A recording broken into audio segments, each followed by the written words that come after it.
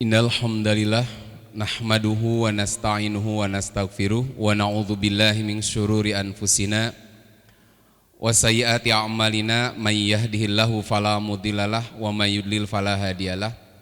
Asyhadu an la ilaha illallah wahdahu la syarikalah wa asyhadu anna Muhammadan abduhu wa rasuluhul ladzi la nabiyya ba'dah.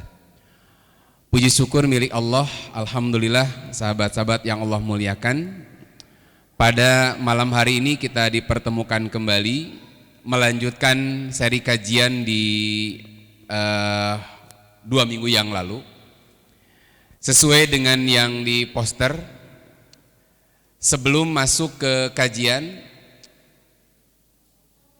Rasulullah SAW pernah menyampaikan di antara wasiat terakhir beliau kepada umatnya adalah as-shalah, as-shalah, as-shalah.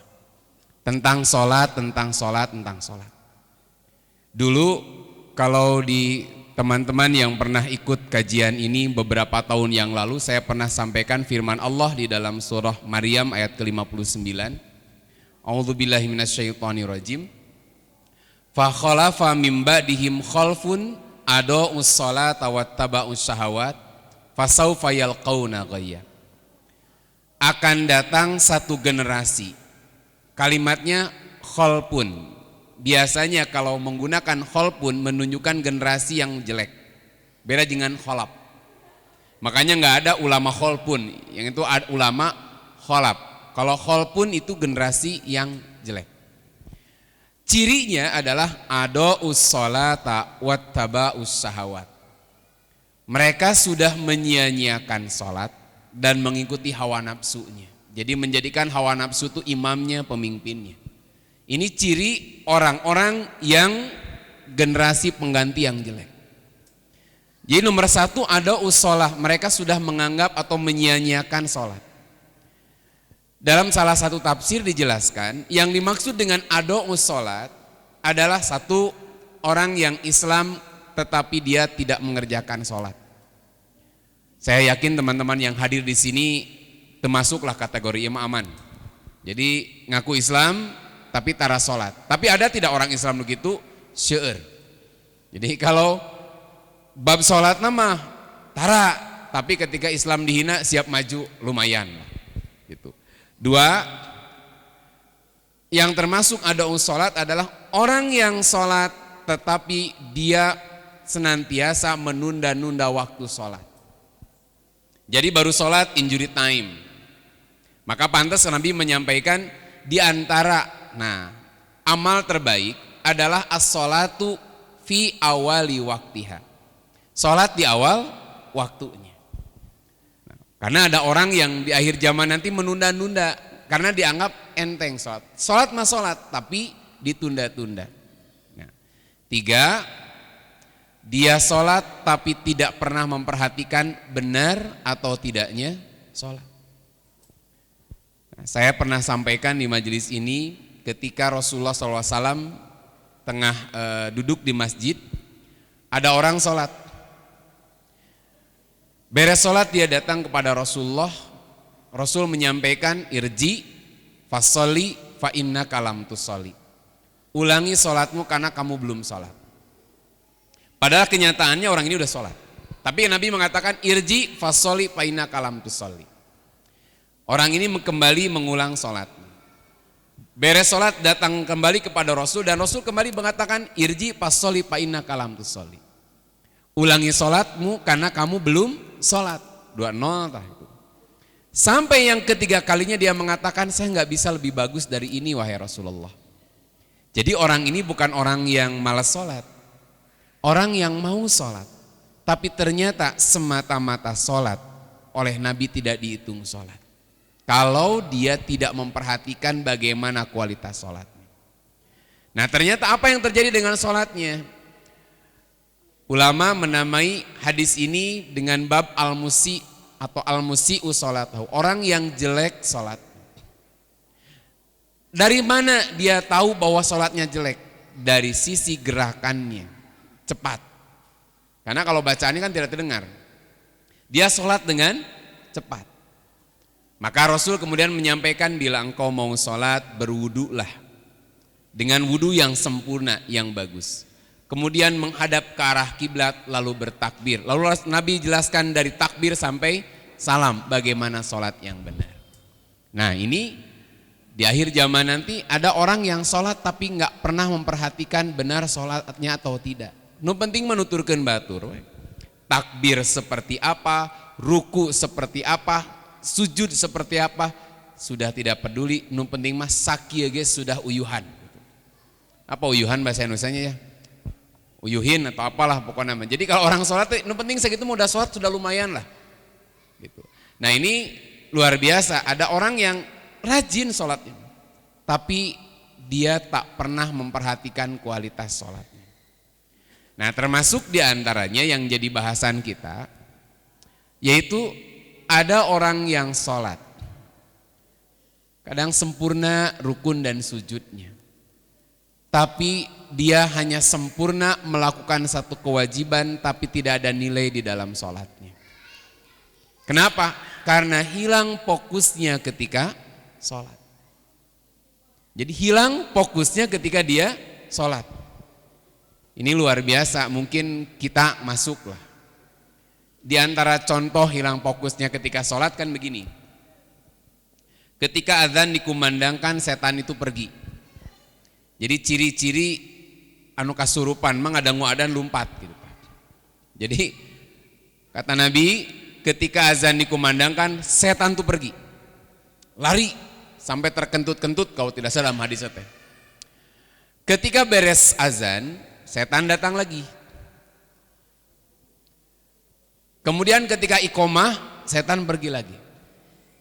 Beres iqomah, ketika orang itu mulai sholat, maka setan datang. Apa kata setan? Uzkur kada, uzkur kada. Ingat anu, ingat anu. Sehingga dia banyak mengingat sesuatu yang tidak sesuai dengan sholatnya. Kadang endingnya dia lupa bahwa dia sedang sholat. Jadi banyak mengingat sesuatu yang di luar sholatnya, endingnya dia lupa bahwa dia itu sedang sholat. Maka sampai akibatnya dia lupa la yadri kam sholat. Dia tidak tahu sudah berapa rokaat sholatnya. Itu 2 rokaat atau 3 rokaat. Ada yang pernah ngalaman eta? Nah, biasanya sholat sendirian atau berjamaah? Hah? Sendiri atau berjamaah biasanya? Sendiri. Kalau berjamaah ada yang lupa tidak? Makmum imam yang lupa. Tong ningali ka dia tuh imam. So, kalau berjamaah makmum atau imam yang biasa lupa? Ada yang makmum lupa, apa naya imam? Makmum nuturkeun imam. Jadi yang suka lupa tuh imam, karena seperti munfarid imam, kan imamna eta supirna. Kalau imam sendirian gitu. Kalau saya alhamdulillah di belakang pun jadi imam aman lah.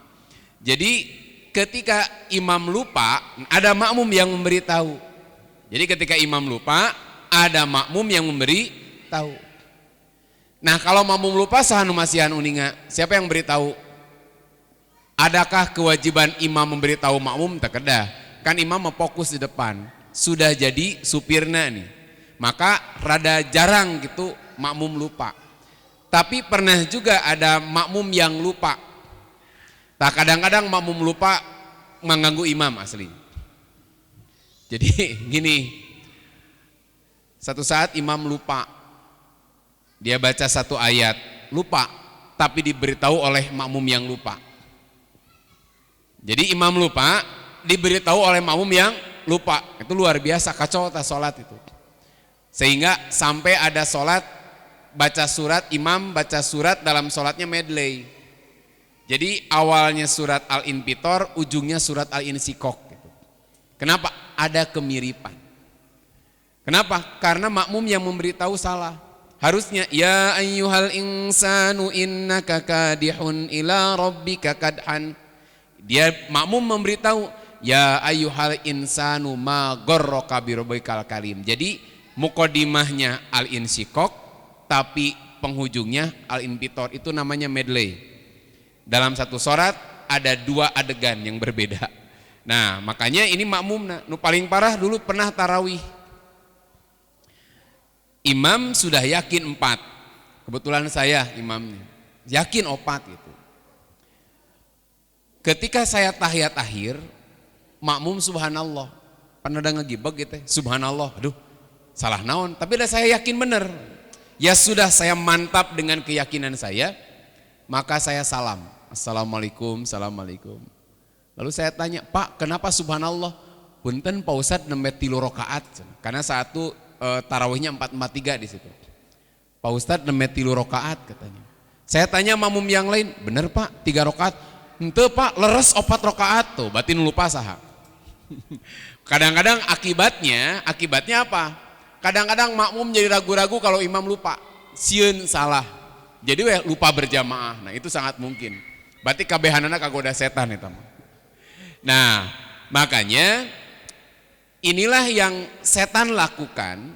Jadi ketika orang sholat, setan mencoba merusak sholat kita supaya nggak ada nilainya di hadapan Allah. Sementara amal yang paling duluan akan dihisab di hadapan Allah itu adalah bab sholatnya. Sehingga ada mahfudot as-sholatu imaduddin. Sholat itu adalah tiangnya agama. Karena awal yang paling dihisab itu perkara sholatnya. Bila sholatnya benar, benar seluruh amalnya. Nah ini luar biasa gitu. Makanya setan tahu nih, jadi setan tuh nggak takut sama orang yang sholat. Jadi bila disangka bahwa setan tuh takut sama orang yang sholat, itu justru ketika orang sholat, setan malah mendekat. Masuk ke pikiran manusia, ingat anu, sehingga segala sesuatu ingat. Mungkin ada orang yang lagi sholat, tiba-tiba orang Sunda menyerengeh, jo senyum. Ker sholat, tete. Naon ingat kejadian lucu sebelum sholat. Jadi eta malin batur, saya sendiri ngalaman itu. Tapi nyata ulahnya yang serikeun nu kerepot. Ada orang turun na angkot, mau mayar. Sibuk dia nyari saku tidak ada. Aduh, wah, udah ngesang gitu Pak. Bu, kumaha aya? Aya Pak. Oh, ibu-ibu makan, ternyata si ibu ini pakai training terbalik.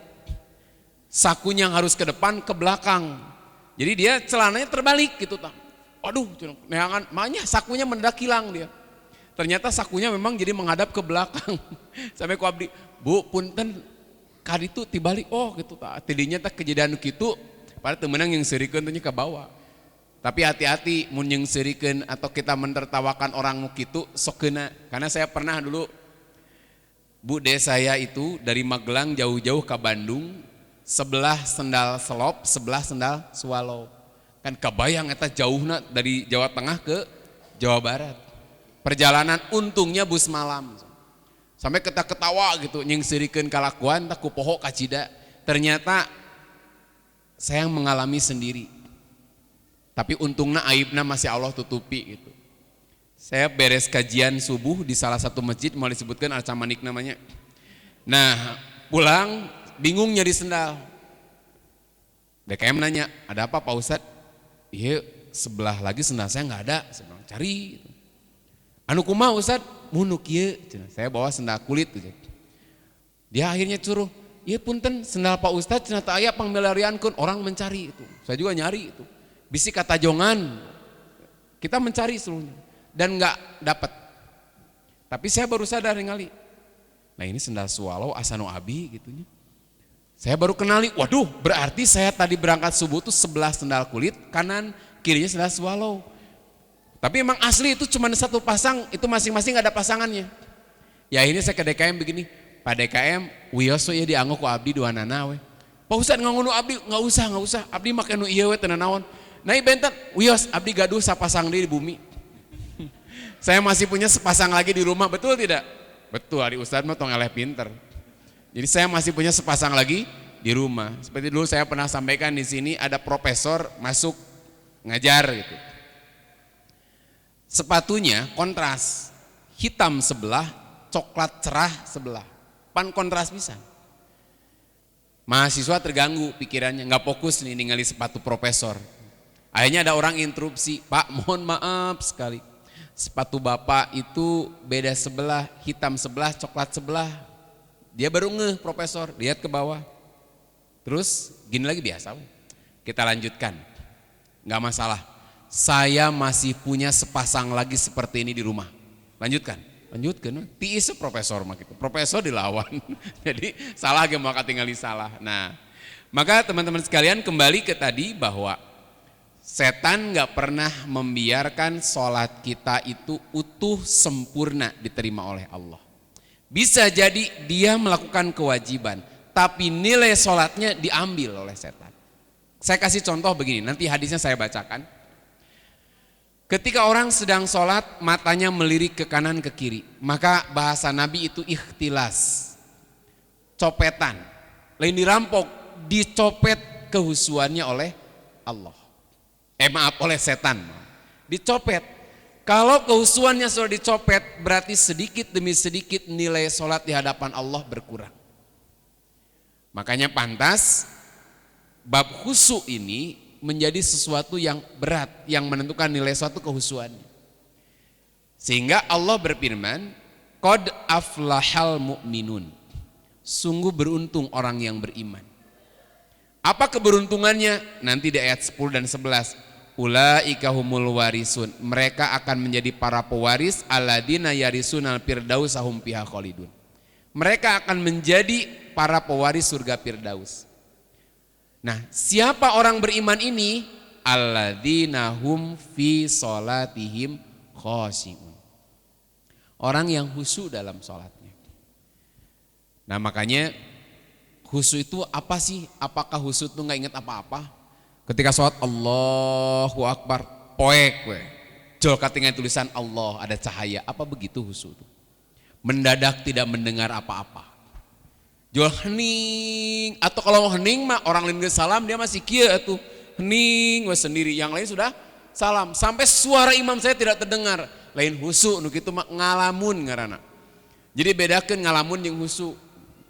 Dulu ada orang yang beres Jumatan, sholat Jumat rakaat kedua, dia sujud pertama, kemudian takbir kan Allahu Akbar, kita duduk, dia masih sujud.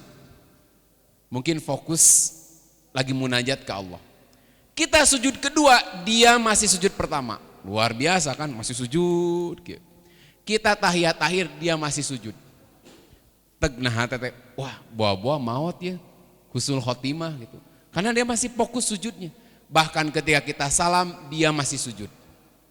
Pan ruas, jol nah hatete, dek, karena depan saya maut cigana ieu mah. Ketika kita hampiri kerek sok kebayang ban bisaan eta sok keur sujud kieu we ker teh luar biasa. Nu kitu lain fokus, lain khusyuk. Memang fokus bukan sholatnya, fokus tidurnya gitu. Orang ikut Jumatan, ada orang fokus mendengarkan khotib menyampaikan, ada orang sama fokus tegak walaupun agak nunduk sedikit, tidak geser kanan, tidak geser kiri. Tapi ternyata di belakang terdengar ada suara yang rada aneh. Nah, duanya fokus tidur, fokus mendengarkan khutbah. Nah, ini teman-teman sekalian, makanya kehusuan ini bukan tidak ingat apa-apa kecuali fokus Allah, bukan tidak mendengar apa-apa, bukan tidak melihat apa-apa. Contoh, kalau orang sholat memejamkan mata masih ada bayangan nggak? Masih. Sok perem masih ada kelihatan gitu. Apalagi bentak gitunya. Nah, makanya saya ambil takrif dari sebagian ulama ya. Sebagaimana saya kutip dalam tafsir Al-Qurtubi, khusyuk adalah hayatun fin nafsi yadharu minha fil jawarih sukunun wa tawadu'un. Khusyuk suatu keadaan dalam jiwa yang lahir dari jiwa tersebut ketenangan dan ketundukan. Jadi khusyuk itu dari hati. Dalam kalimat lain Imam Qatadah mengatakan al-khusyuk bil qalbi, khusyuk itu dalam hati. Yaitu al-khauf, rasa takut dia tidak diterima ibadahnya oleh Allah. Wa godul basori fi sholat, termasuk menundukkan pandangan ketika sholat. Ini saya kutip salah satu saja. Nah, makanya kehusuan nanti ada dua dimensi. Satu, akidah. Ini yang paling pokok. Bisa dilihat teman-teman di surat Al-Baqarah ayat 45, ayat 46. Allah berfirman, wasta'inu bis sabri was shalah. Jadikan sabar dan sholat sebagai penolongmu. Wa innaha lakabiratun illa alal khashi'in. Dan hal itu sungguh berat kecuali bagi orang-orang yang khusyuk. Siapa orang khusyuk itu? Alladzina yadhunnuna annahum mulaku rabbihim wa annahum ilaihi rajiun. Nah, ini dasar. Ketika sholatnya orang ingin fokus, ingin khusyuk, ini harus jadi dasar dulu. Siapa orang khusyuk itu? Orang-orang yang meyakini bahwa mereka akan menemui Tuhannya dan mereka akan kembali kepadanya. Maka poin pertama, ketika orang ingin khusyuk dalam sholatnya, yakini ketika dia sholat itu dia menghadap Tuhannya dan akan kembali kepada Tuhannya. Sehingga khawatir sekali pekerjaannya tidak diterima. Kalau kita disuruh oleh seseorang, kita ada seorang pekerja. Orang yang memperkerjakan kita tidak mengawasi pun, kita akan melakukan yang terbaik karena khawatir pekerjaan kita tidak dibayar, tidak dihargai. Tekudu di Mandoran, Pak. Kita sudah melakukan yang terbaik. Kenapa? Khawatir, takut pekerjaan kita tidak diterima. Reputasi kita jatuh gara-gara pekerjaan kita jelek.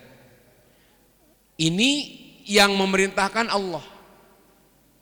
Maka orang yang yakin dia bertemu Allah dan akan kembali kepada Allah, lahir rasa takut, khawatir sholatnya tidak diterima.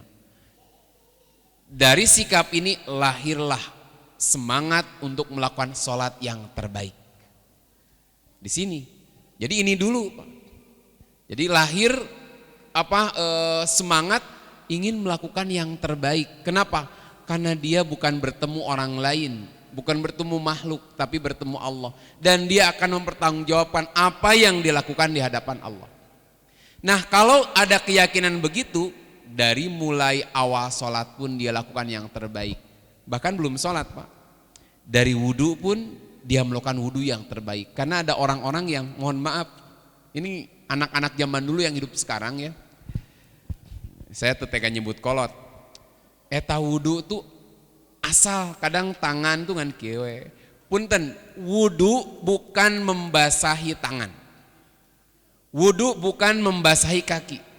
Karena ada orang yang wudhu tuh kakinya cuma dibasahi begini. Itu bukan membasahi, tapi mencuci tangan, mencuci muka, mencuci kaki. Yang diusap hanya kepalanya saja. Bukan rambut ya, kepala. Karena nu botak bingung pan teu kudu nginjem heula buuk misalkan.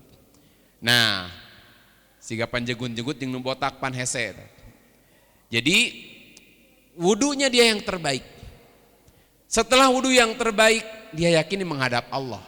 Dia pakai pakaian yang terbaik. Makanya pakaian terbaik nggak mesti baju non cik urang Sunda, baju takwa, baju koko, baju batik, baju yang terbaik. Jelas bersih mah tong ditanya gitu. Yang terbaik. Hati-hati kalau teman-teman pakai kaos, tulisan belakangnya jangan mengganggu. Nanti kita bahas nih. Tulisannya misalkan emburimu wetus, di belakangmu ada kambing, tukang sholat maca pan repot. Apalagi tulisan jangan lihat-lihat, itu sok ditingali biasanya. Kan ada teknik dagang, jangan tengok ke kiri. Ditengok nggak? Ditengok. Da urang mah sok penasaran, makin dilarang makin penasaran. Jangan tengok kiri, nggak tinggali gitu kan. Mulia bahagiakan istri, itu biasanya iklan itu. Jangan tengok ke kiri. Nah, makanya pakaian yang terbaik dia akan lakukan di tempat terbaik apa? Masjid. Makanya di masjid yang betul-betul istilahnya membantu khusyuk itu tempatnya bagus, bersih, wangi. Jangan sampai saprak sholat didinya balik bersin gitu. Balik ripuh, kenapa? Likebulihi. Ya karena kotor gitu kan, kebulnya kebulnya berdebu. Nah, ini udah habis belum Kang Opi kita? Sudah isya belum teh? Belum ya? Nah, jamnya beda, depan sama belakang beda. Itu jam ustad, ini jam mustami. Jam ustad mah geus beres tuh. Nah, jadi kembali yang terbaik. Kenapa? Karena dia mau sholat. Termasuk dia juga melakukan di waktu yang Allah paling cintai. Jadi ciri orang-orang yang dia ingin sholatnya diterima oleh Allah, dia akan mengambil waktu yang terbaik sedapat mungkin. Kalau Allah mencintai di awal waktu, dia akan lakukan di awal waktu. Dia lakukan di masjid. Kalau Allah mencintai berjamaah, dia akan datang ke masjid berjamaah. Nah itu baru poin pertama lah. Poin keduanya setelah sholat isya. Bismillahirrahmanirrahim. Kita lanjutkan. Di sesi yang pertama kita sudah bahas ketika kita ingin mendapatkan nilai kehusuan di dalam sholat, pertama meyakini bahwa ketika sholat itu menghadap kepada Allah. Dari keyakinan ini lahir sikap hati-hati, khawatir sholatnya tidak diterima. Sehingga dia akan lakukan yang terbaik. Baik dari mulai persiapan, wudunya yang terbaik.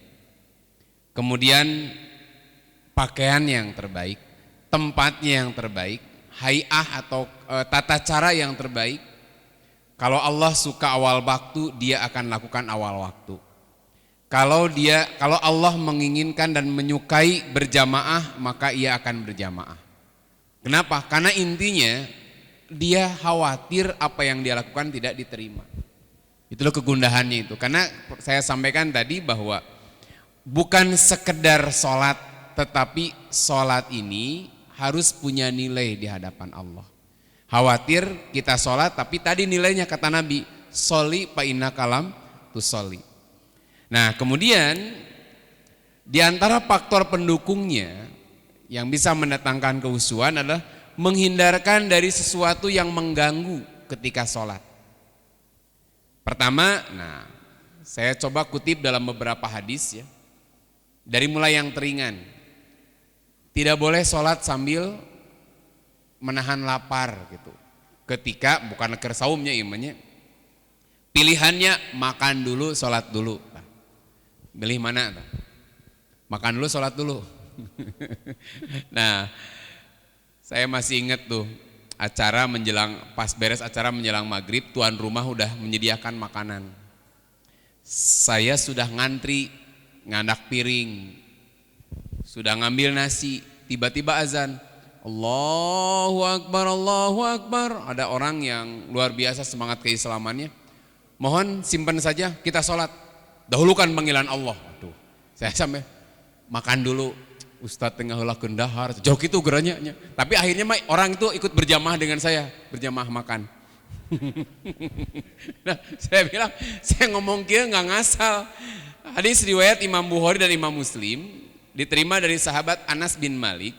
Rasulullah SAW bersabda, "Idza quddimal asya fabda'u bihi qabla an tusallul maghriba." Apabila makan malam telah dihidangkan nih, makanan sudah dihidangkan nih. Nah, kemudian sholat dikumandangkan, maka fabda'u bihi, mulai makan dulu sebelum sholat maghrib. Tuh, saya pakai dalil iya we. Tengarang saya mah ngomong, ayo nggak apa-apa makan dulu. Iku kumaha Ustadz cenah kadon makan dulu. Saya pakai dalil iya. Damun kurasa mah gitu, tapi saya pakai dalil. Gitu. Nah, akhirnya memutuskan dia aja yang sholat sendirian. Ternyata jamaah makan lebih banyak daripada jamaah sholat. Nah, jadi kenapa? Karena bisa jadi ketika kita sholat lebih dahulu bayangan kita karena belum peda sambal tarasi, jengkol, jeung babaturanana ke sholat teh komo aromana masuk misalkan ke masjid atau ke berjamaah itu nggak konsen tuh. Makanya makan dulu. Orang sedang saum, adzan berkumandang, sholat dulu atau dia berbuka dulu? Berbuka dulu. Ulah kieu berharap saya tahan, mudah-mudahan Allah memberikan pahala lebih. Moal menang pahala lebih. Apalagi ditahannya sampai beres taraweh. Mudah-mudahan Allah memberikan pahala lembur. Tambahan kan sampai sholat taraweh beres. Kan lumayan 2 jam 3 jam nambahan puasa kan tidak begitu. Justru Rasul memulai makan dulu. Walaupun makan nggak mesti sangu gitu. Minum misalkan ya paling korma dulu gitu. Tambah rek nasi goreng rek eta heula leupeut mah enggak lah. Wareg gue insyaallah. Nah makanya mendahulukan makan terlebih dahulu. Sekiranya ketika sholat akan terganggu dengan kukurubukan beteungna. Kemudian kedua, dalam satu hadis, la sholata bihadrati to'am, tidak sempurna atau tidak boleh sholat di depan hidangan makanan. Jadi jangan sholat tuh depan makanan kayak ngeliuk deh kadinya. Kamu dapat pamimbaran imam di simpanan tumpeng dengan ala kadarnya. Mau konsen, apalagi ucing ngaliwat pan ngegebek gitu. Saya masih ingat tuh, ini cerita. Ustaz boleh nggak merespon orang yang bertanya ketika sholat? Jadi ketika sholat, ada kan suatu di rumah nih, pertemuan keluarga, sholat di rumah. Ini makanan udah siap tuh. Tiba-tiba anak teh bolak-balik, orang lain sholat kan anak mante ngambil gitu, daging, ini ngambil. Akhirnya nanya wae budak teh, Pak ini buat aku ya, menurut sunnah nama kak, kanggo abdinya, nanya wae gitu. Bapakna kerja di imam, bingung pan itu kumaha, akhirnya mah Bismillahirrahmanirrahim, kop, geus kaharti wae. Teruskan we, banyak kudu dikitukeun jawabna gitu ya. Makanya tidak boleh sholat di hadapan makanan, itu bukan berarti tidak sah, tetapi tidak konsentrasi. Wala huwa yudafiul akhbasan. Nah, tidak boleh pula orang sholat menahan buang hajat, baik depan ataupun belakang. Cobaan, Pak. Sholat panggilan alam datang. Makanya unik ya, di dalam Islam itu BAB, BAK itu dibahasakan dengan buang hajat. Hajat itu keperluan sebenarnya. Jadi hajat itu keperluan. Kenapa bahasanya disebut hajat? Karena keperluan yang tidak bisa tidak. Jadi keperluan yang tidak bisa tidak itu. Segenting apapun kalau itu sudah datang, maka dia tidak bisa menolak. Orang sedang rapat, izin, mohon maaf saya bisa ke belakang dulu. Kenapa? Iya panggilan alam kan. Apa lagi rapat. Orang sekolah saja, kan ada orang yang tunjuk tangan dulu, Bu mohon maaf mau ke belakang, padahal kenyataannya toiletnya di depan, anggarnya ke belakang gitu kan. Ke belakang, ada yang di pinggir tetap ngomong kenapa? Ke belakang. Kalau di Masjid Al-Attab ini belakang apa pinggir? Saya mau ke pinggir dulu, nah ke pinggir kan karena toiletnya di pinggir. Nah bahkan sedang sholat saja, ada imam haram, Madinah, dia sudah takbir, tiba-tiba mengumumkan, kalau bahasa kitanya tunggu sebentar. Geus takbir terjadi. Kenapa panggilan alam datang? Nah gitu. Dan itu nggak bisa ditolak. Wayahna. Kenapa? Karena ketika sholat sambil menahan luar biasa. Itu jangan dianggap perjuangan. Jadi lamun keur sholat nahan ulah dianggap perjuangan. Dari rakaat kedua pembukaan sudah 8. Ngapan gitu mules kerebek imam teh bacaanna panjang deh. Untung misalkan bacaanna li ila fi qura idaja imam pas rakaat kedua baca tabarok. Dan dia nggak bisa menerka ini nyampe tamat apa enggak ya. Kan saya pernah sampaikan orang kerasa sholat panjang itu kalau dia tidak bisa menerka dia berhentinya di mana. Satu karena dia tuh apal bacaan, dua karena dia tahu panjang, mesti ngitung iya titiknya mau di mana. Imam baca Tabarakalladzi biyadihil mulk wa huwa ala kulli syai'in qadir. Eta teh sampai akhir innalladzina yakhshawna rabbahum. Nah, mau di situ berhentinya atau a'amiltum mau sampai situ titiknya. Atau mau sampai pertengahan. Kita kan nebak-nebak. Apalagi panggilan alam geus datang, Jo. Di dia sih gana ya gitu. Wa qalu law kunna nasma'u, sugan ruku di dia terus we gitu kan nebak-nebak. Nah akan terasa lega ketika imam baca idza jaa nasrullah, eta mah tenang, moal teu tawaba itu. Kamu ina atau ina makan tenang teh. Katulungan. Kenapa? Dia ngitung-ngitung kalau rakaat kedua sudah pembukaan 8, rakaat ketiga pembukaan 9. Pan nyari sempurna rakaat ke-4. Berjuang sampai keringat dingin turun. Kira-kira khusu moal tah? Da moal khusu atuh. Nu paling enak naon pas tahiyat akhir. baru asus keluar pet sakit. Irit keluarna pet batal tuh. Keluarnya sekedik pet gitu. Batal tidak kalau keluarnya sedikit? Batal kalau gede keluarnya lebih batal atau batal? Sedikit banyaknya sudah batal. Matak tong kagok mending borosot ke kabeh gitu. Nah, nanggung gitu. Perjuangan dia lakukan dari rokaat kedua, rokaat keempat sia-sia. Ku Allah dihargaan tuh, lain dihargaan salah eta mah gitu. Dia berjuang sekieu we, Allahu Akbar. Sing buru-buru beres, Gusti imamna sing ponok. Matak pas rokaat kedua teh, mudah-mudahan ponok pas waladhdallin amin. Sing ponok sih. Sing ponok pas ternyata naon macana qad sami'a Allahu qaulan lati gebek. Wah, ieu mah alamat gitu kan. Geus ngerebek kan. Itu enggak akan konsen. Makanya mending dia keluar saja. Boleh tidak? Boleh. Karena tidak boleh sholat sambil menahan buang air. Baik depan ataupun belakang. Kata orang Sunda bisi engke pas diuk teu kakemot gitu. Tek katakan saeutik malah keluar. Padahal perjuangan menahan dari rakaat kedua berakhir sia-sia. Makanya mending nyunah we. Keluar heula we, aman. Tuh. 2 tanya. 3, tidak mengusap-ngusap wajah. Kalau kata Nabi, idza qama ahadukum bis shalah fala yamsahil hasa fa inna rahmata tuwajihuhu. Sedang sholat itu seorang jangan mengusap butir-butir pasir yang menempel di dahinya. Lemwe kikieuan. Sedangkan ketika sujud pasti ada pasir yang nempel, maka tiap sholat pasti dia mengusap dahinya. Ini gambaran ketika sholat tolong persiapkan dengan baik. Siga kieu boleh orang sholat kalau gatel digaro digaruk. Allahu Akbar, gatal, garuk. Ada yang punya pendapat kuota 3 kan? Kuota kan 3, rakaat pertama kuota geus habis. Allahu Akbar ateul garo hiji. 2, rakaat pertama kuota sudah habis, sementara kuota terbatas hanya 3 kali. Rakaat kedua ateul keneh kumaha tah. Mending deket tembok bisa dikieu-kieu saeutik. Coba lamun jauh pan ripuh gitu. Nah, meskipun tadi ada pendapat seperti tadi, ada juga pendapat bahwa bergerak di luar gerakan sholat dibolehkan kalau memang dibutuhkan. Sebagaimana dulu ketika arah kiblat berpindah, ada orang yang menyuruh di luar masjid, ala innal kiblat qad huwilat.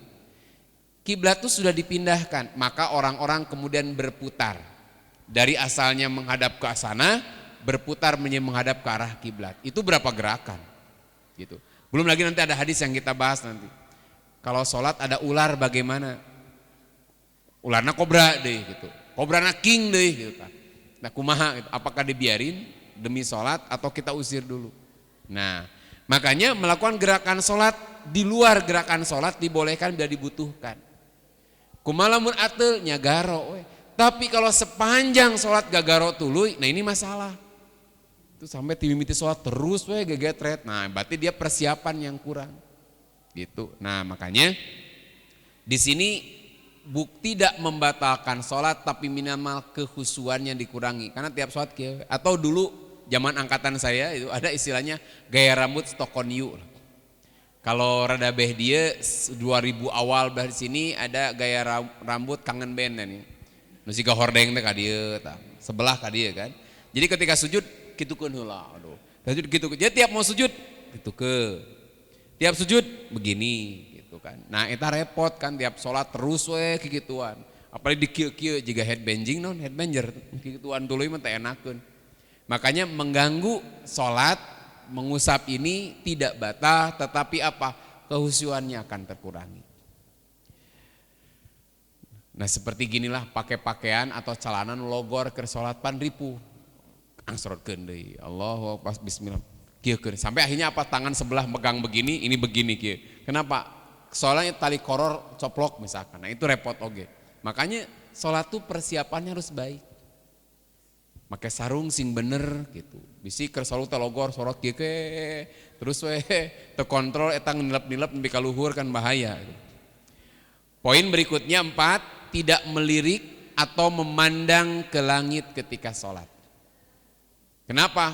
Mengganggu kehusuannya. Kata Nabi, Aisyah ditanya, aku bertanya kepada Rasul, kata Aisyah, anil iltifati tipis sholat, tentang menoleh atau melirik ketika sholat.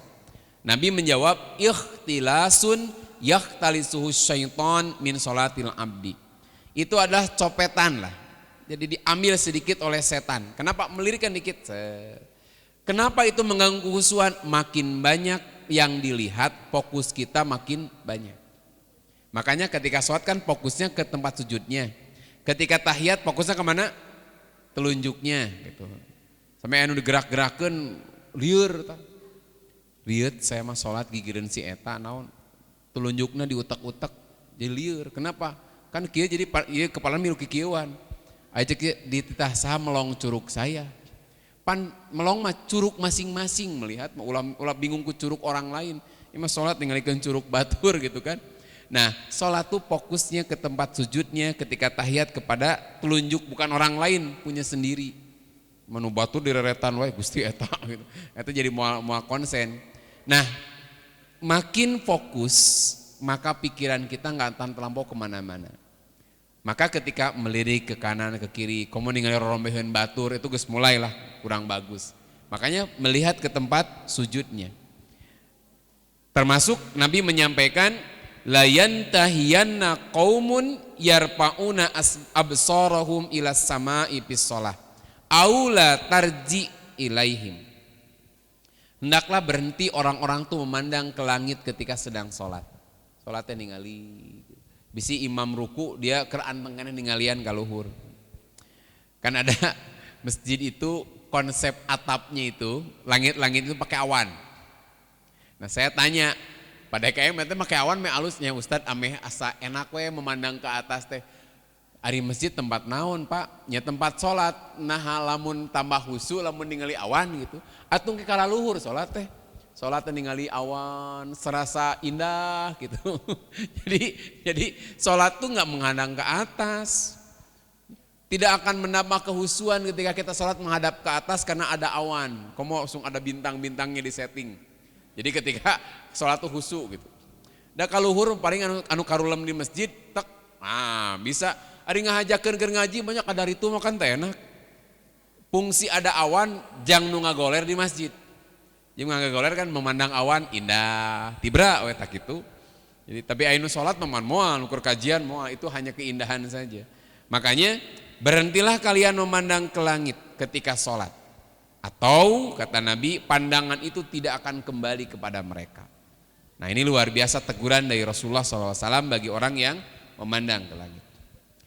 Kemudian tidak meludah ketika sholat. Minimal ngaganggu nu gigireun. Ya kan? Rasulullah bersabda idza kana ahadukum fi sholati, bila engkau sedang sholat, fa innahu yunaji rabbahu, dia sedang munajat dengan Tuhannya, sedang berbicara dengan Tuhannya. Fala yabzuqanna baina yadahi, jangan meludah ke depan. Wala an yamini, tidak boleh ke kanan, walakin an simalihi tahta qadami, tapi ke pinggir, ke sebelah kiri di bawah kakinya. Bisa tadi dipraktekkeun ayeuna. Tuh gitu. Jejak we. Nya dulu mah ku taneuh, ayeuna diciduhkeun untung jaga jarak ayeuna mah aman. Coba mun teu jaga jarak pan bahaya. Nah, makanya ada pentingnya boga sorban eta.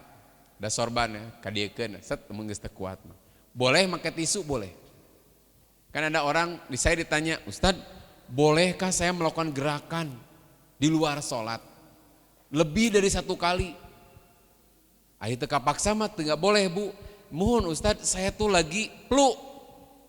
Anu ngalir tuluy teh geuningan tet ngalir. Kuota rakaat pertama geus habis. Rakaat kedua, ketiga dan keempat kumaha? Apa dibiarkan mengalir? Cobian we. Memang tangan tergerak, letah nu gerak pan ripuh. Menyerek diletak pan. Akhirnya diususut enggak apa-apa. Melakukan gerakan. Nah, pakai tisu boleh. Ambil tisu di pinggirnya, disusut heula simpen. Karena itu mengganggu kehusuan. Apakah orang yang lagi pilek atau flu lah ngucur itu apa tidak wajib sholat? Tetap wajib sholat. Nah, ketika sholat ngalir. Apa yang dilakukan? Ambil tisu, lap heula. Karena kalau kita biarkan mengalir, disedot, lin sedoteun, turun keluar kan. Nah, makanya itu mengganggu kehusuan. Supaya tidak mengganggu, buru dilap, simpen deui. Itu. Nah, makanya kalau sholat lagi emplu siap bawa tisu gitu. Nah kalau dulu mah ajangan balam pakai sorban gitu kan. Tapi ada sorban pergi ngelap eta kade. Nah kemudian tidak sholat di hadapan gambar yang mengganggu. Ada hadisnya di mana karena kiromun li Aisyah. Aisyah itu ada tirai kayak hordeng gitu ya. Satarot bijani mabayitihi yang menutup bagian samping rumahnya. Maka Nabi bersabda, amiti anna kiromaki hadha fa innahu la tazalu tasawiruhu taqriduli fi sholati. Singkirkan tirai ini karena gambarnya mengganggu aku ketika sholat. Kan menghadap ke bawah sholat tuh, tapi tidak anger kareret gitu.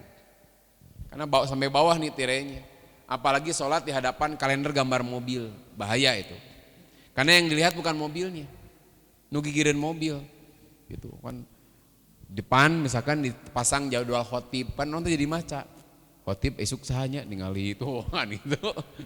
Apalagi ngaparkeun nomor telepon itu bahaya. Jadi jangan pasang gambar-gambar lah yang di masjid, kadang-kadang jadi mengganggu. Bahkan mohon maaf, orang pakai sajadah, kenapa gambarnya masjid? Nah itu pantai sok. Sebab ngalamuna petong jauh teuing. Masjid mah mengalamuna masih di masjid keneh gitu. Tapi menggambar pantai kan serasa orang berjemur, aya nu mencetan gitu kan. Komo langsung gambar nuker selancar itu kan ya. Makanya ketika sholat lebih bagus yang polos sajadahnya. Nu polos wae gambaran sok aya, lamunan teh apalagi anu gaya gambaran. Makanya hindarkan di hadapan orang sholat menyimpan gambar-gambar. Nah ini di sini kan ini polos nih gitu. Nah tulisan di luhur dan mulai sholat ningali maca eta kan. Yang tidak boleh tuh ada tulisan. Walaupun nanti bacaan Al-Quran itu sibuk. Jadi sibuk maca Al-Quran yang di bawah. Sementara dia fokusnya jadi tersibukkan membaca apa yang dihadapannya daripada bacaan imamnya. Makanya hindarkan gambar-gambar, apalagi gambar yang sangat mengganggu. Sehingga tadi gambar mobil. Nah, yang dilihat nu gigireun anak gitu. Truk kenapa sok digambaran dengan wanita cantik sok. Eta teh mengatasi kejenuhan dalam kemacetan. Sok nu aneh-aneh kan tulisan katanya. Aduh, tadi guys saya depannya tulisannya apa itu ada panjang gitunya tentang curhat seorang supir truk diungkapkan di belakang truk. Nah, tapi jadi hiburan tersendiri lamun keur macet ningali eta. Coba lamun gambar ucing garong na teu ngeunah. Ai kitu mah eta rada enak lah kalau macet ge gitu nya. Nah, tapi kadang-kadang jadi hilang fokus. Kenapa? Ningali nu eta jadi kita tidak fokus dengan kendaraannya. Nah, itu hati-hati, itu gambarnya mengganggu. Kemudian usahakan tidak menguap. Kalau dia tidak khusyuk minimal nu gigireun teu khusyuk. Kamu usum corona, heuk teu make masker kan eta. Maka bahasa Nabi at-tasaub minasyaiton. Faida tasa'aba ahadukum falyaqdim mastata'a. Menguap itu dari setan. Maka apabila menguap, maka tahanlah sekemampuanmu. Nah ini yang jadi dalil boleh gak pakai masker? Boleh. Menahan menguap itu boleh pakai kedua tangannya.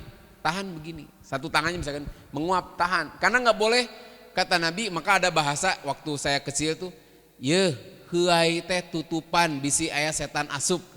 Kalau orang menguap itu tutup, khawatir ada setan masuk. Memang ada dalilnya. Makanya ketika orang mau ada menguap dan tahan sekuat mungkin. Kalau tidak tertahan tutup. Nah ini dalil pakai masker. Nah sholat pakai masker. Karena menutup dari sesuatu yang mengganggu orang lain.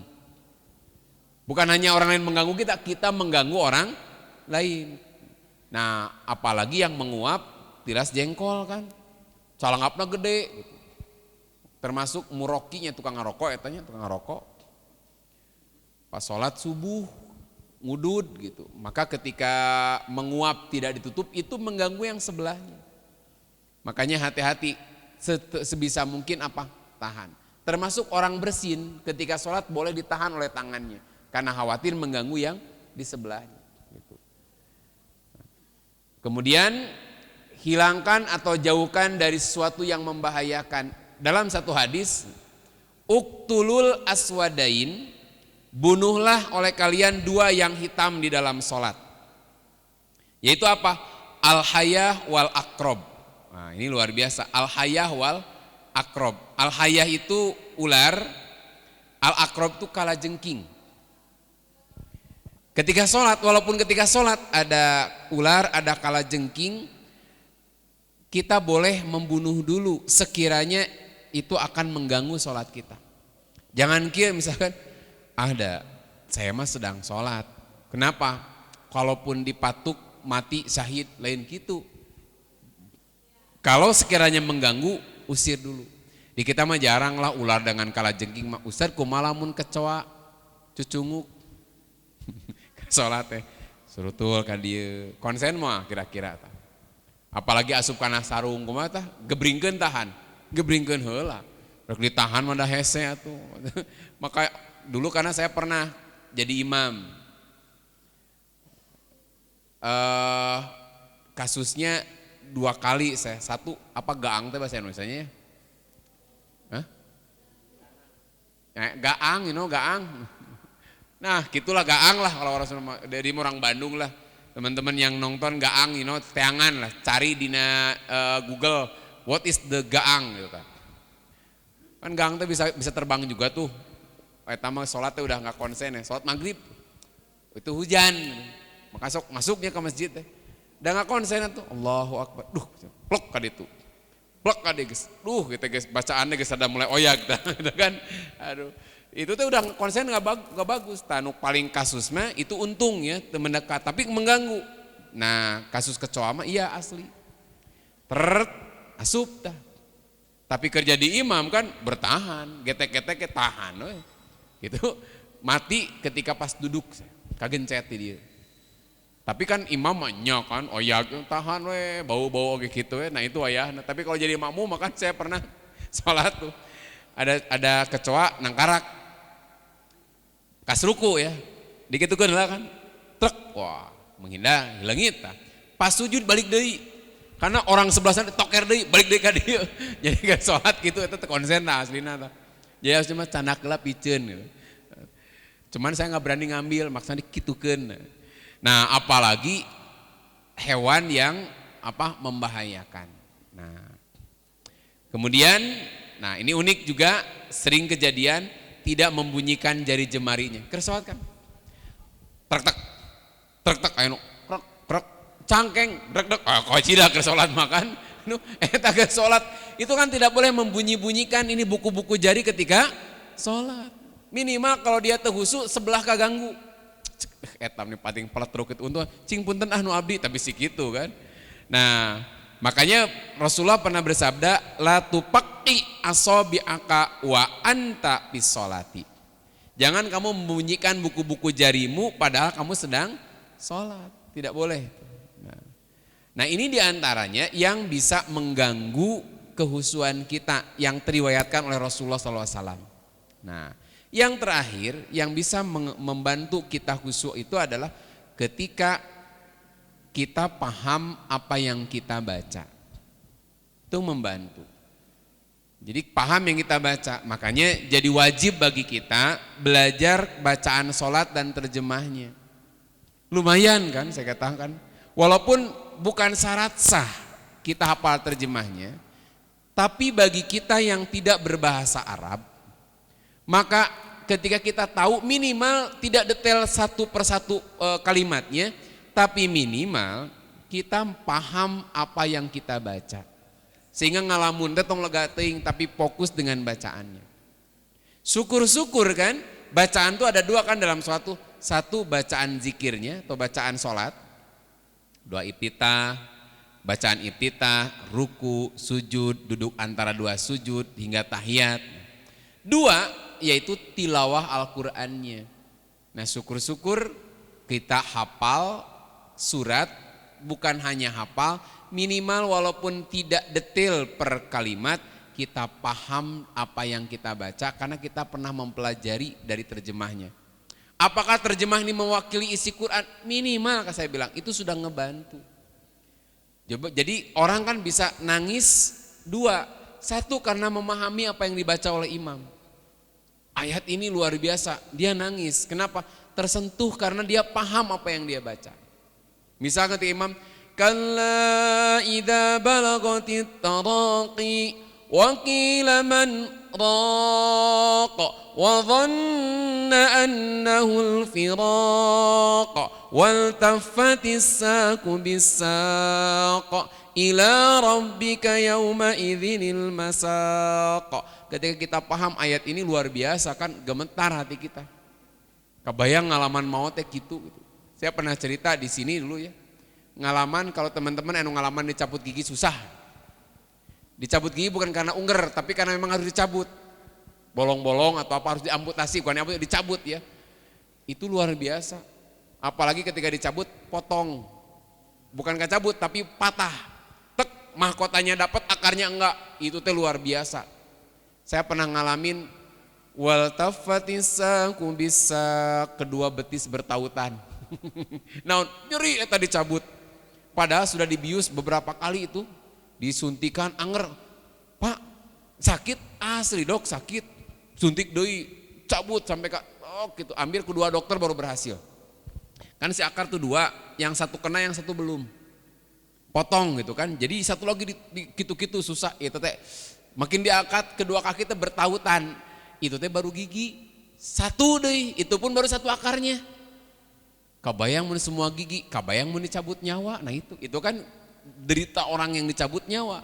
Dua betis bertautan. Saya bukan dicabut nyawa, baru cabut gigi. Gitu rasanya. Sigana cabut nyawa lebih nyeri sigana gitunya. Bilih terpercaya cobian. Tong ngajak-ngajak, soke mangacarobian ti payun gitunya. Nah, orang baca ayat ini rasa takutnya mendalam. Kenapa? Karena dia paham apa yang dia baca.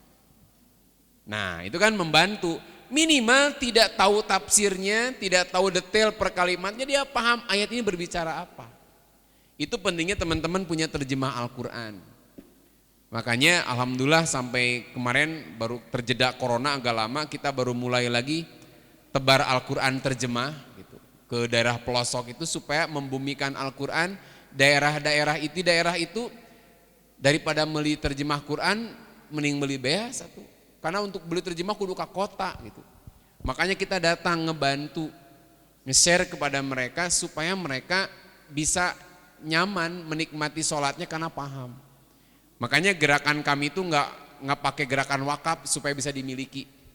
Jadi saya nggak pakai wakaf Quran. Karena wakaf nanti cenderungnya simpennya di masjid. Tapi kalau kami lebih ke hibah atau hadiah lah. Yang pokok yang menerima bebas dia bawa ke rumah. Kalau wakaf kan ada abot Pak aturannya. Enak yang memberi, nggak enak yang menerima sebetulnya. Terbatas aturan. Tapi kalau hibah bebas, Anda mau bawa kemanapun, silakan. Engke diwariskeun deui mah enggak. Kalau wakaf kan nggak boleh diwariskan, nggak boleh dijual, tidak boleh diwariskan, itu beratnya. Gerakan wakaf Quran itu beratnya tidinya gitu. Kalau kami lebih ke hibah sajalah, udah mangga ambil bebas jadi milik seseorang. Tujuan kami itu supaya makin banyak orang yang kualitas sholatnya bagus karena dia paham dengan apa yang dia baca. Nah ini membantu kehusuan kita ketika kita memahami. Nah penutup, ini sangat membantu ketika orang yakin balasan orang-orang yang khusyuk itu adalah surga. Tadi di awal saya sampaikan. Timbul kehusuan ketika dia tahu apa yang dilakukan itu akan berbuah manis, penghargaan Allah. Qad aflahal mu'minun alladzina hum fi sholatim khosyi'un. Sungguh beruntung orang beriman yang diantara cirinya khusyuk sholat mereka. Apa beruntungnya? Ulaika humul warithun. Mereka lah yang akan menjadi para pewaris. Mewarisi apa? Pewaris alladzina yarisunal firdaus hum fiha khalidun. Mereka akan masuk surga firdaus dan akan kekal di dalamnya. Nah itu barangkali karena sudah setengah 10 kurang, sebentar lagi Persib main lawan Bali, jadi kudu enggal-enggal, makanya tim maghrib meh tere beres. Silakan kalau ada ini Bapak MC kemana Bapak MC? Mana Pak MC na menghilang gitu. Kalau ada yang mau ditanyakan di sini silahkan. Kalau sebelum ini saya mau bacakan ada beberapa pertanyaan karena MC belum ada, saya bacakan dulu sebelum teman-teman di sini karunya anu tos masuk ya. Izin bertanya, duka saha orang dia atau lainnya itu. Kalau lagi sholat tiba-tiba rok mukenanya jatuh, tuh rok atau mukena jatuh atau merosot, boleh bergerak di luar gerakan sholat untuk membenarkannya, tapi gerakannya besar nggak apa-apa. Tenan naon? Besarnya sakumaha? Set, talikeun daripada merosot pan ripuh, boleh. Ketika orang bergerak berpindah arah kiblat tuh gede. Itu kan gerakannya besar lumayan atuh. Kalau misalkan gini ya. Ini ke sana, muter ke sini kan dari ruku. Itu sedang ruku rakaat kedua. Muter, tet. Nah, pertanyaannya, ari imamna kumaha bergeraknya? Kan imamnya asal di ditu tah. Muter, kalau muternya sementara seperti itu saja, berarti imamnya di mana? Ini kan imam asalnya di sana, makmum sebelah dia. Lalu berpindah kiblat tuh ke sebelah sini. Berarti imamnya ke mana? Muternya lebih jauh. Makanya gerakan besar boleh kalau memang itu sangat dibutuhkan karena terkait suatu yang penting. Kalau tidak melakukan gerakan itu, wah bahaya. Itu kalau membunuh tadi ular sama kalajengking kira-kira kumaha bade ditoel. Nakal gitu kan. Ambil sapu kan. Terus naon? Sapukeun gitu supaya apa? Jauh. Apalagi rok melorot atau sarung imam merosot atau sarung salat merosot sementara ma pidahilihi sayun. Tidak ada sesuatu di dalamnya, sok rek kumaha tah. Morosot jerona teh aya naon, depan aya dulu mah ya kalau di kampung mah enggak tahu ya, kalau di kota mah aman. Dulu di kampung mah biasa, enggak tahu kalau sekarang mah ya. Itu kalau mau sholat pakai sarung mesti yang di dalamnya dibuka. Set, buka gantungkeun. Jadi di palang dada kalau orang Sunda mah ya, di dinding masjid yang sebagian bilik itu biasanya ngagarantung. The color tuh. the color ngarantung matak baheula baru kegiatan anak-anak jadul naon hiburannya gitu nyumputkeun eta atau nukerkeun eusina nu ieu tukerkeun ka ditu nu tukerkeun ka dieu pas dipake teh nah rada beda nah eta kalakuan barudak baheula mah eta hiburanna eueuh deui gitu kan. Nah terus tadi hati-hati kalau membuka celana nu kitu kan dulu masjidnya masih palupuh. Palupuh tuh bambu yang digeprek ya, nah, itu kan ada celah-celahnya, itu hati-hati. Di dalam harus tercover dengan baik. Karena ketika tahiyat akhir, itu khawatir kan dalamnya gak ada apa-apa. Kan langsung tanpa hambatan kena, nah hati-hati bisi kacepet, itu akan menghilangkan kehusuan. Karena lamun kacepet tentang membuka celahnya agak susah.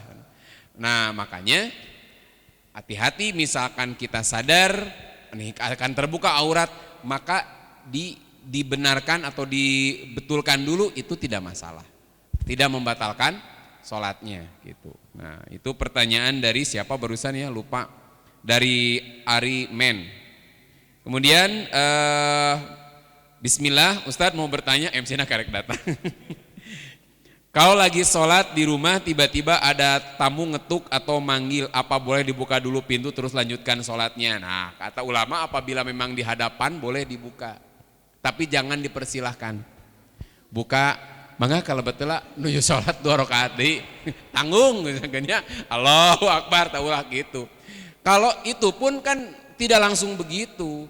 Ketika ngetuk pintu dia baca dikeraskan misalkan Bismillahirrahmanirrahim. Walaupun itu zuhur, boleh memberi aba-aba bahwa dia sedang sholat atau Allahu Akbar. Oh, orang yang ngetuk pintu dia tahu bahwa yang di dalam sedang sholat. Kecuali kalau dia bukan orang Islam. Kalau orang Islam tahu, oh keur sholat, dia akan nunggu. Mau kekedor tuluy kan, kecuali mun dep kolektor meureun gitunya. Nah, kalau memang tidak bisa terus ini penting, boleh orang bergerak membuka dulu, buka, lanjutkan sholatna. Tapi kade nu kenal, bisi dibuka nyaho perampok atau bangsat bahaya eta. Jadi tergantung yang mengetuknya siapa. Jadi jangan dulu gampang ada menang, buka weh, nanti dulu dengan aba-aba dulu. Apalagi yang assalamualaikum ini dikenali. Cukup dengan dia ucapkan takbir keras, supaya orang yang di luar tahu bahwa dia sedang sholat. Kalau kita tidak kenal kan khawatir, coba tiba-tiba buka ternyata naon perampok atau kieu heula engke ke sholat teh.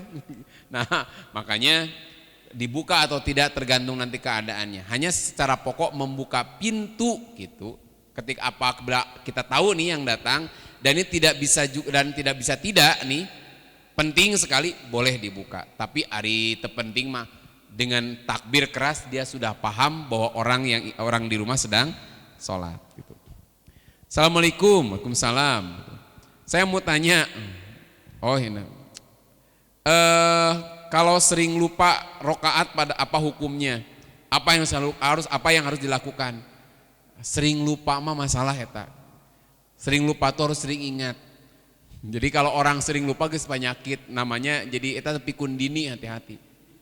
Bahkan tapi kenyataannya memang ada. Saya ditelepon 2-3 bulan yang lalu lah. Seorang ibu sampai dia 5 kali mengulang sholat. Gara-gara apa? Blank. Kan saya standar menjawabnya, Bu, lupa itu lanjutkan aja nanti sujud sahwinya bingung nak Ustadz, lupa saya itu bingung itu rakaat keberapa. Blank aja ini saya rakaat berapa? Kan kalau yang ada sujud sahwi itu kalau 2, 3 kan gitu ya. Ragu-ragu nih 2, 3 ambil 2. Saya mah bingung itu rakaat keberapa.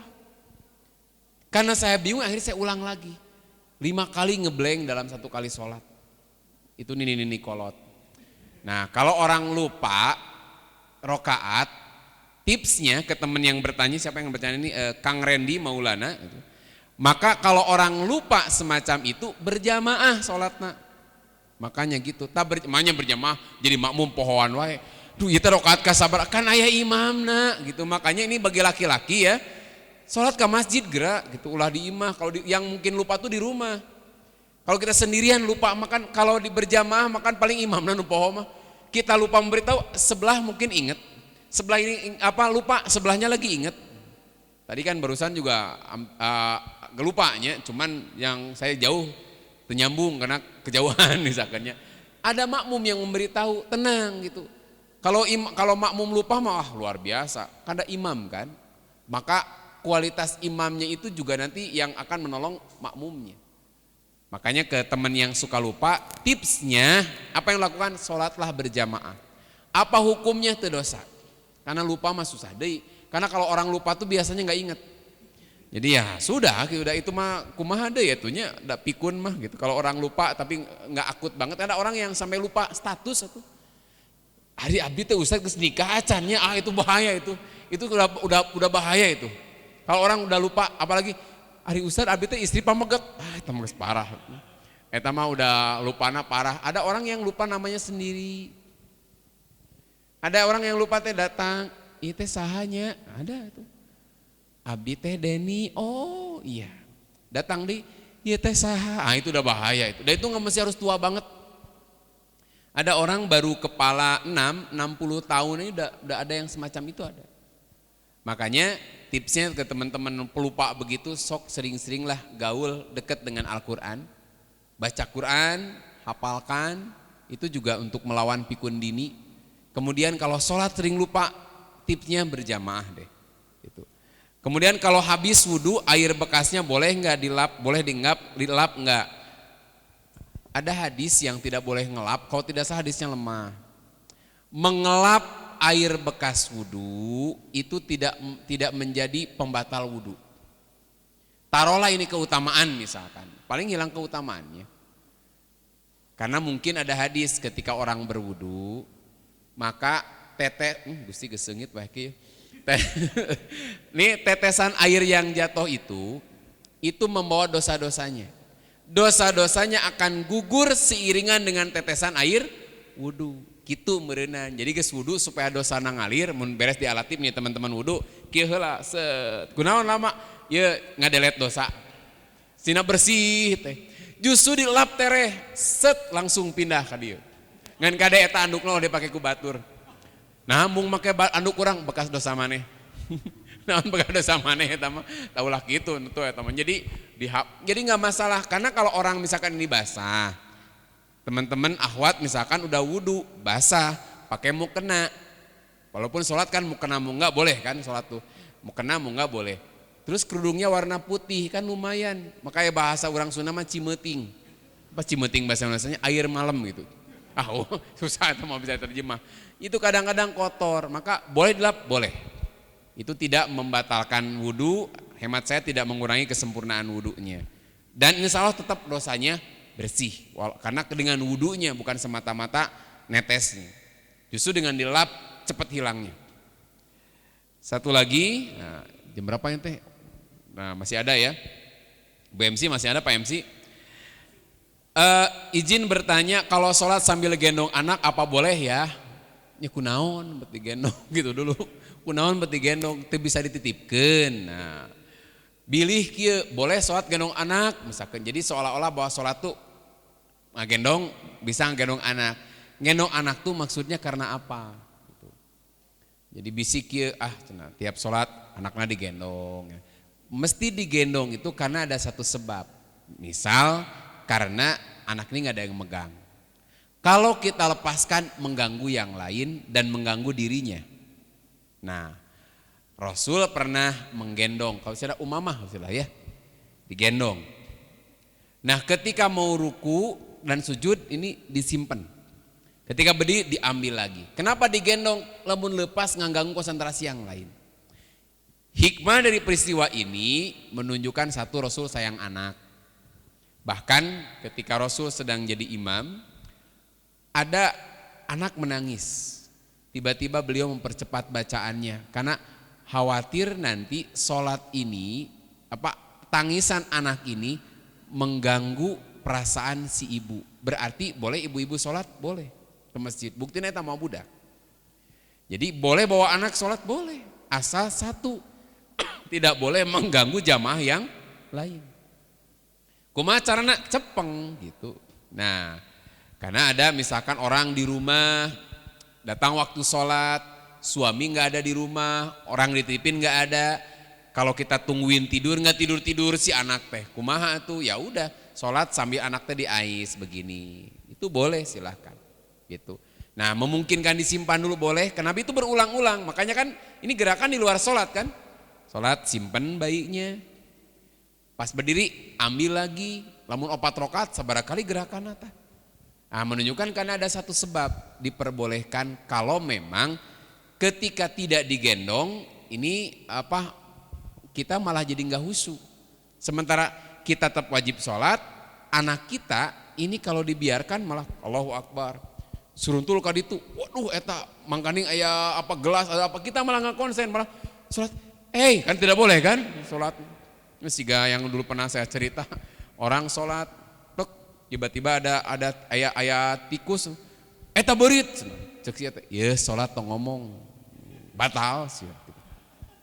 Ari maneh ngomong, urang mah ngingetan, cek nu tilu, untung aing mah teu milu ngomong, tak gitu, batal kabehanana ta eta. Jadi yang tidak boleh itu berbicaranya, selama dia gerakannya boleh. Kemudian hatur nuhun Ustadz, tos kangen ke Alatip, semoga bisa cepat ke Alatip. Sementara ini wayahnanya ini mah khusus heula we. Khusus anu kersa gitu maksudnya. Khusus anu kersa kenging tapi tong beja-beja gitu. Gimana mah jadi bingung ya. Khusus yang mau tapi tong dibeja-beja bahwa di DT geus aya tong beja-beja pokoknya mah. Ini kita aja dulu lah. Karena masih dalam PPKM belum level 3 ya. Sing sabar sampai PPKM-nya level 0 lah mudah-mudahan. Kan kita sekarang masih sangat pedas, level 2 nanti pedas. Level 3 rada pedas, level 0 merenang tidak pedas, itu mudah-mudahan aman lah. Kita berdoa terus lah. Kemudian satu lagi ini, kalau lagi berjamaah kebetulan di samping ada anak-anak yang malah main-main dan ribut, apakah boleh bergerak memisahkan dulu karena mengganggu kekhusyuan? Boleh lah. Jewer heula gitu. Untuk epret heula, apalagi begitu kan teu entong eta bahaya. Pindahkan, pisahkan boleh. Naon dalilna? Nah, Rasulullah SAW sholat. Ibnu Abbas saat itu usia 6 atau 7 tahun. Jadi kalau teman-teman dari sini, makmum itu kan berdiri di sebelah bana imam. Kalau berdua. Kanan apa kiri atau bebas? Makmum mesti berdiri di sebelah kanan imam. Ibnu Abbas berdiri di sebelah kiri imam, sebelah sini. Maka apa yang dilakukan Rasulullah? Dijewer kupingnya, dipindahkan ke sebelah kanan. Tuh, dijewer, budak ari kolot manya. Dijewer sembarangan. Jewer kupingnya pindahkan ke sebelah kanan. Kan budak leutik, kenapa anak-anak justru anaknya pan dipikoloteun? Bahwa berjamaah itu ada aturannya. Apa aturannya? Apabila berjamaah berdua, maka si makmum berdiri di sebelah kanan imam. Walaupun anak kecil kan, budak letik baiklah teu sakit teu nanaon, tidak begitu Nabi pikirannya. Dia akan menjadi besar dan ini dikenang. Buktinya apa? Sampai sekarang kan, sampai riwayatnya. Riwayat Ibnu Abbas itu sampai sekarang kita mengamalkannya. Itu bukti dari gara-gara dijewer ku Nabi. Jewer ka dieu. Budak teh set ka dieu, budak ka dieu, jewer kurang, balikeun ka dieu gitu. Nah, pindah kieu melong orang naon melong, taulah kitukeun man. Taulah dikitukeun we. Pas melong teh naon melong. Artinya secara pokok boleh kita memisahkan memisahkan orang yang wah heureuy wae suaranya keras, bacaan imam terganggu. Nah, kita bisa memisahkan tanpa berbicara. Kita pisahkan, kita pindah ke sebelah sini. Ngantong nyarios itu boleh. Dalilnya tadi Rasul pernah menjewer kuping Ibnu Abbas dipindahkan ke sebelah kanan beliau karena posisi beliau salah. Jadi posisi Ibnu Abbas berdirinya salah, makanya diputerkeun. Nah, ini dari pertanyaan yang ada di YouTube yang ada. Di sini tidak ada yang bertanya kan? Aman? Wah, silakan nih. Pertanyaannya menarik sekali, Pak. Luar biasa nih. Terima kasih Pak Ustadz waktu yang diberikan kepada saya. Tadi Pak Ustadz menjelaskan mengenai apa-apa saja yang mengganggu kehusuan kita, Pak. Ya. Saat kita bersolat sedang sendiri, mungkin itu bisa dilaksanakan insya Allah. Ya. Tapi pada saat kita berjamaah, saya sangat tertarik dengan apa yang disampaikan oleh Pak Ustadz. Minimal kita mengetahui bacaan yang dibaca oleh imam, ya, atau istilahnya inti daripada.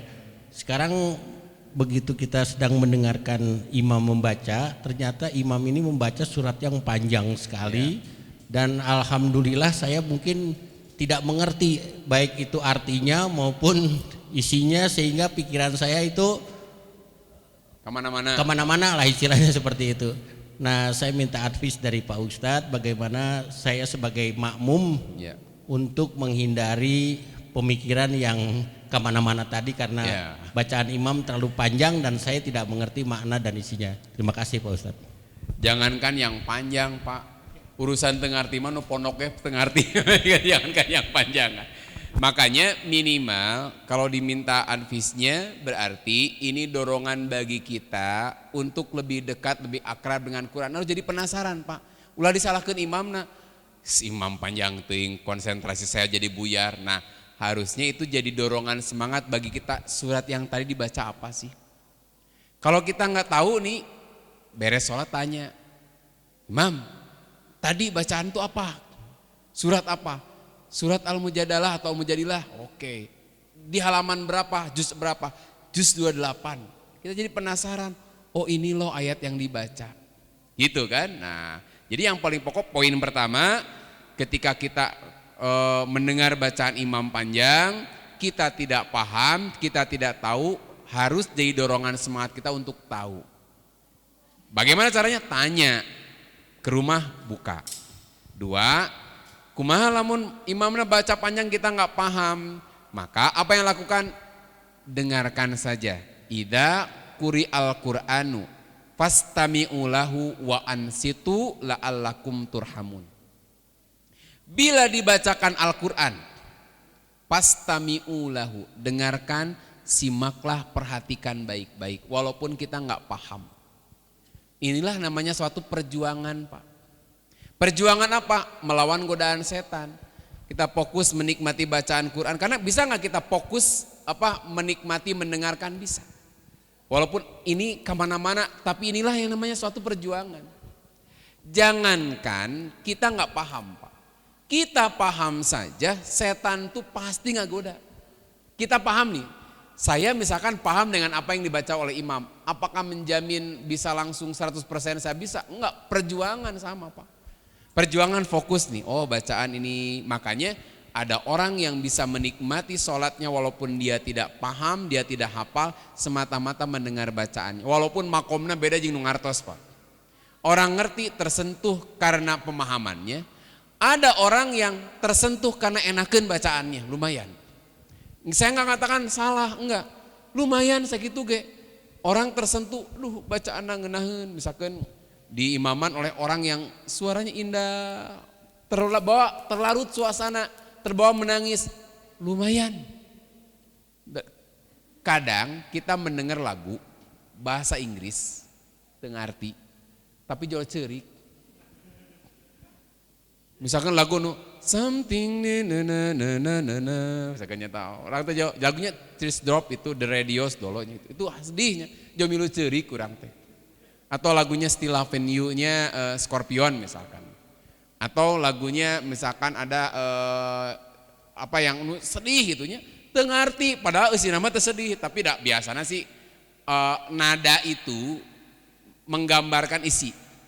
Kita nggak paham, Jol, nangis, sedih bukan karena isi liriknya, karena dia nggak paham. Satu karena lagu, dua di kenangan di balik lagu itu. Dari usia kayaknya bapak senior nih ketinggalannya. Punya nggak lagu kenangan, Pak? Punya ya. Nu Inggris, nu orang teu ngarti gitu. Biasanya, nah ini virus musik kan gitu. Ketika kita dengar musik, tek, itu bukan hanya musik. Pikiran kita di sini akan mengenang apa yang terkenang dari isi musik itu. Misalkan close your eyes, na na na na na na, itu kan lagu. Nah, tapi bukan hanya lagu itu, Pak. Pikiran kita flashback saat kita mendengar lagu ini kan gitu pertama kali. Jo kabayang teh kelempang di sawah, mapai-mapai galengan. Ingat lagu tanah itu, Pak, musik teh tidinya, Pak. Jadi mata ada kemarin yang orang tutup kuping gitu kan. Ya gitu musik mah. Jojo sedih. Ece kunaon? Ingat kacaroge abdi almarhum ngadangu musik ieu teh. Nah, tiap ngadangu musik ieu teh abdi nangis. Naon? Karena suami itu seneng lagu ini suka diputar. Kadang tiap pagi bari ngepel teh denger lagu ini, bahasanya bahasa Inggris. Ece apa? Atau apal ece mating naon eusina teh. Tapi kalau denger lagu itu dia menangis karena kenangan di balik lagu itu. Nah, itu contohnya orang bisa tersentuh hatinya menangis gara-gara ku lagu yang dia tidak paham. Lagu eta teh. Apalagi Al-Qur'an, saya makanya nggak menyalahkan orang yang tersentuh gara-gara alunan lagunya, lagu Al-Qur'an ya. Lagamna itu lumayan gitu. Tek jo nangis, lagu teh gitu. Nah, makom yang bagus ketika dia tersentuh karena isi kandungannya tersentuh menyentuh hatinya dan dia menangis. Tangisan itu karena kerinduan kepada Allah, keinginan meraih surga, atau rasa takut karena azabnya yang membuat orang itu menangis. Kan tangisan ada tangis bahagia, tangisan rindu, ada tangis karena orang rasa takut dengan sesuatu yang sebetulnya belum terjadi, tapi kita yakini, maka kita nangis karena kita khawatir sesuai dengan dibaca oleh ayat ini. Nah, kan ada yang wataral mujrimina yauma idzim muqarranina fil asfad sarabiluhum min qatiranin wa tagsha wujuhahumun nar. Itu gambaran bagaimana akhir neraka seperti itu. Kita menangis karena kita paham. Makanya ya, pertama mudah menjadi dorongan. Kedua, kalau ada yang panjang, kan ada, Ustadz boleh nggak imam baca bacaan panjang karena kita nggak paham supaya tengah lamun subhanallah walhamdulillah. Kita baca seni itu justru tidak boleh. Kenapa? Ayat Quran memerintahkan faida quri al-Qur'anu pastami'u lahu wa ansitu. Ujungnya la'alakum turhamun. Ketika kamu ingin dapat rahmat Allah, bila Quran dibacakan, maka diam dengarlah. Ini perjuangan. Jangankan yang tidak paham, yang paham pun bisa jadi terpalingkan dari konsentrasi. Maka bagi bapak yang belum paham, berusaha untuk tetap menyimak dan mendengarkan baik-baik walaupun kita tidak paham. Gitu insya Allah. Eta Pak perjuangannya gitu. Nah ka imam, makanya catatan buat imamnya, kalau sholatnya sholat pardu mah tong panjang teuing. Makanya Rasul menegur ada imam yang sholat isya sholatnya kepanjangan. Naon sasangkeng Al-Baqarah atuh Pak, demi tamat jika dulu tina film Ustadz Kemen bukan. Eta teh aduh sampai ka mau kieu we, yakin ngalamuna eta. Ari kitu mah saukur sehalaman, setengah halaman masih wajar. Kalau 1 rakaat 2 halaman, nah itu baru Pak imamna diberitahu panjang teuing, aki-aki kolot tungkul di belakang. Dan panjang pondok tergantung kondisi makmumnya. Gitu. Saya masih ingat cerita Syekh Ali Jaber menasehati adiknya.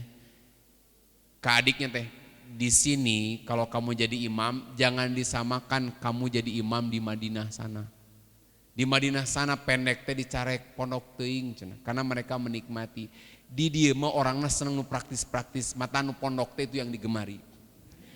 Pak, kenapa sholatnya di sini? Di dieu mah tarawihna 11 rakaat, suratnya pendek-pendek, ceramahan, kan gitu. Eta Pak, suratnya pendek-pendek, ceramahan 11 rakaat gitu. Kenapa pan itu ge pendek? Muhun 2-3. Jadi urang mah 2-3 11 teh lain karena bab nyunah teu nyunah, bid'ah atau tidak bid'ah naon? Ku pondokna. Dipilih itu bukan karena dalil, ku pondokna. Kayak kita cinta al-ikhlas bukan karena kandungan tapi naon? Li pondokihi. Nah itu. Itu dulu barangkali asli sekarang mah sudah 9:30 kurang, cukup barangkali. Mudah-mudahan ini awal yang baik bagi teman-teman sekalian. Jadi tetap masih bersabar, masih PPKM. Jadi sementara ini kajian kita live di Masjid Al-Latif tetapi masih dalam terbatas bagi yang mau, dan itu pun dibatasi. Jadi masih kan dibatasi lah.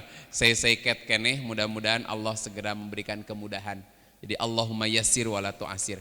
Aku qouli hadza wa astagfiru wa lakum. Assalamualaikum warahmatullahi wabarakatuh.